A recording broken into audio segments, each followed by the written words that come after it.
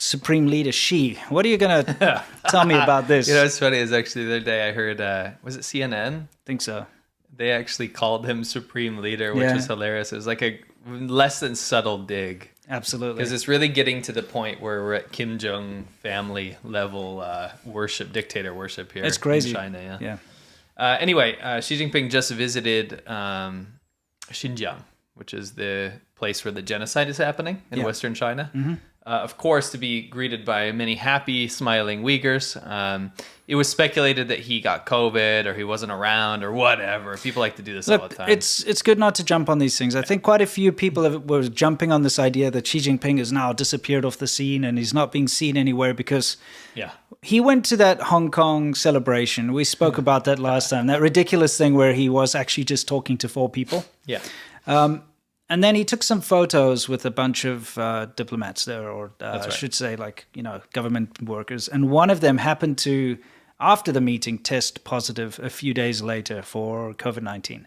So, of course, there was mass panic, a lot of speculation as to what's going on with the president, dictator for life, supreme leader, Xi Baozi, because he was not showing up anywhere. So people are like, oh, what's going on? Is he maybe quarantined? Is he? Right.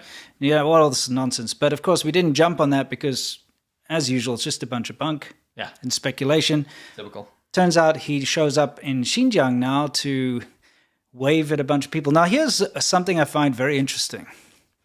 Why is he now surrounded by a whole bunch of people, whereas in Hong Kong, he didn't allow anyone near him? What? I wonder if it has anything to do with the fact that Xinjiang is the most locked down, hardcore, surveilled police state in the entire world. Yeah. I wonder if it has anything to do with that. Probably does. Yeah. And all these people that he's waving at have obviously been vetted, checked, searched. And probably quarantined in like a quarantine facility for 2 weeks or something. Some fresh Uyghurs they've released. Prior to his arrival to make sure that not one of them is possibly carrying the COVID-19. Well, they got very convenient places to quarantine. They're called concentration camps. Sure. Anyway, so he was shown a huge slap in the face to anyone following the Uyghur genocide. Imagine Hitler walking around the Nazi concentration camps. That's what you're seeing. Yeah. That's the equivalent of modern day. Absolutely, and they have to wave at him and yay, we love you. You know what's awful. Strange is I'm not seeing many, if any, men in that crowd. Yeah, there's a couple in the back there on the right. None of them have beards, of course, because that's not allowed anymore. Nope. I'm also not seeing proper Uyghur Muslim attire. They've got those their fake costumes. the costumes, the dancing costumes on, but because that's what they're supposed to look like to the Han Chinese. Where are the men should be wearing those hats, and it should be whatever. Yeah, we know the deal. Let's move on. So that's where Xi Jinping's been. Recently. I just wanted to say this is the what you'll see around Xinjiang. These guard towers, very similar to what we saw in North Korea again. Remember those guard towers we saw? Yeah. Very similar. And I wonder if Xi Jinping managed to stop by and visit any of these people. I doubt it. These, by the way, are from the Xinjiang police files that were leaked. Yeah. And this is even old data. There's been so much more going on since this. Yeah, thousands. These are just thousands in one place. Yeah. In one of the facilities. Correct. So I wonder if he got around to saying hi to any of these people. I'm sure they'd be really happy to greet him. Yeah, I'm sure. Very much so. Yeah. What is this? This is some Xinjiang These are some cotton-picking Uyghurs, and that's this whole thing about forced labor. Yes. Okay? Which is, of course, something that happens, and there's no denying it. Why are the concentration camps all next to big cotton fields and whatnot? Why did they put so much effort into propaganda to try and pretend this doesn't happen? It makes no sense. Yeah. Right. Okay. So genocide, forced labor, all this, I almost said good, all this horrible stuff is happening. Yeah. Such a colloquial phrase saying good stuff. It's actually bad stuff. It's bad stuff. All this horrible stuff is happening in Xinjiang, and the U.S. finally enacted its cotton ban from the region. Remember, this was something that had been talked about, and it was put into in motion a long time ago, but it's years ago, right? Or months. Last year I covered it, so the cotton ban. A long time ago. Anyway. It caused uproars in China. Caused I did a whole video about the protests, people burning their H&M shirts and trying to rip them apart. It's very funny footage. Anyway, the fact of the matter is, I think it's some 80 something percent of all the cotton in China comes from Xinjiang. Yeah, it's a big chunk. of course, now I guess what they'll do is they'll still do the forced labor cotton thing, but they'll just like doctor the books to say it's coming from somewhere else. One might call it cotton, actually. Oh, yeah, one Someone I would. know. If I could somehow find that with our...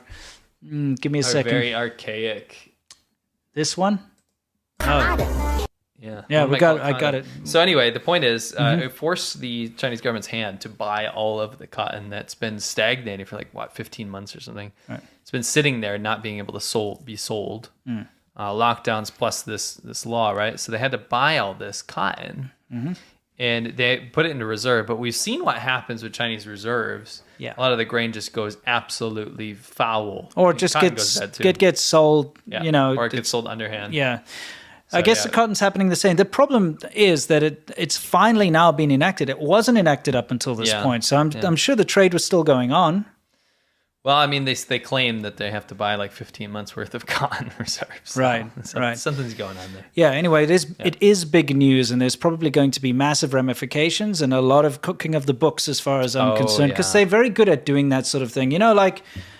In order to get past a made in China label, they'll make it in China and then they ship it to Vietnam, and it gets shipped from Vietnam with a made in Vietnam. So you feel better. You're like, oh, this is made in Vietnam, or oh, this is made in Indonesia, or whatever. Yeah, depending on the situation. Yeah, it's not always. But there's always a loophole to be exploited, and so I feel like it's the same. Yeah. The fact of the matter is that this ban has now been enacted, which is good. Yes. Okay, because even if there's a whiff of this, forced labor and horrible slavery basically going on in Xinjiang, it should not be supported.